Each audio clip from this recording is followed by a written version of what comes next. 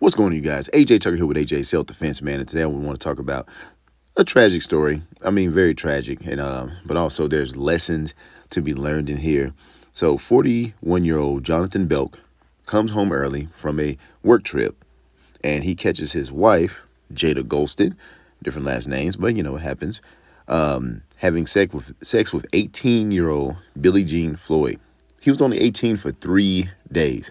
He literally just turned 18. That's an entire other story in itself. So he catches him, and he proceeds to take a knife and stab him to death. He stabbed her as well, but she ended up going to the hospital, and he survived.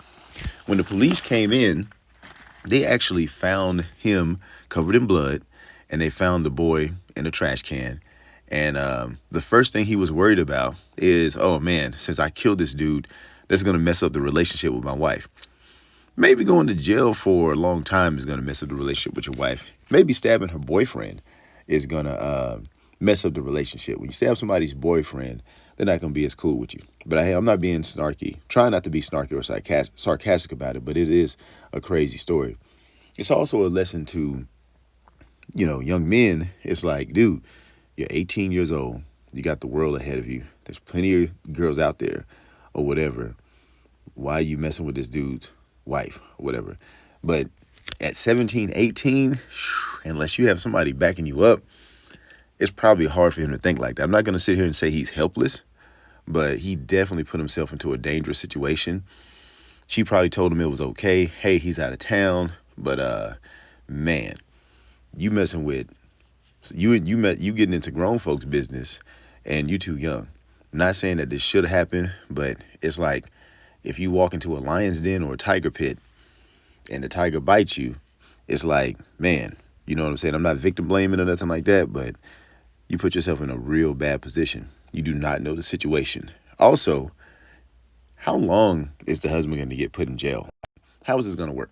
Is it going to be a crime of passion, or is he going to go down for premeditated murder? And a lot of people are going to say that it is a crime of passion, but in my mind, he possibly already knew about this, and he purposely came home early to catch him, and that planned it out. Now, that's just me guessing. You know what I'm saying? It's nothing true. Like, I like to make my guesses about this, but also from a self-defense standpoint, personal safety standpoint.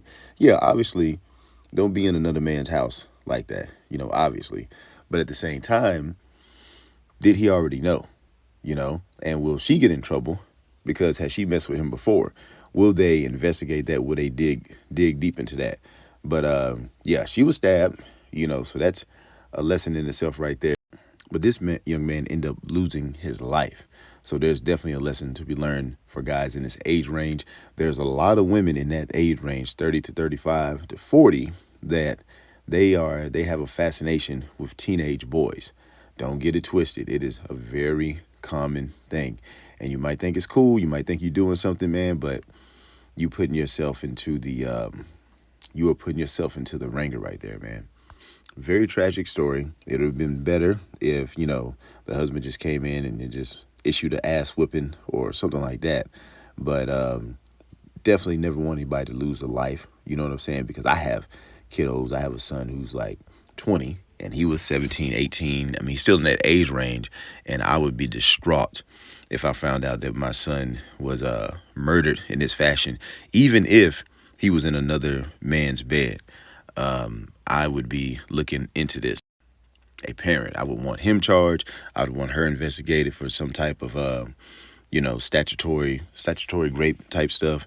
But it's just bad all the way around. All lives have changed. But anyway, that's all I got for this one. I'll see you on the next one.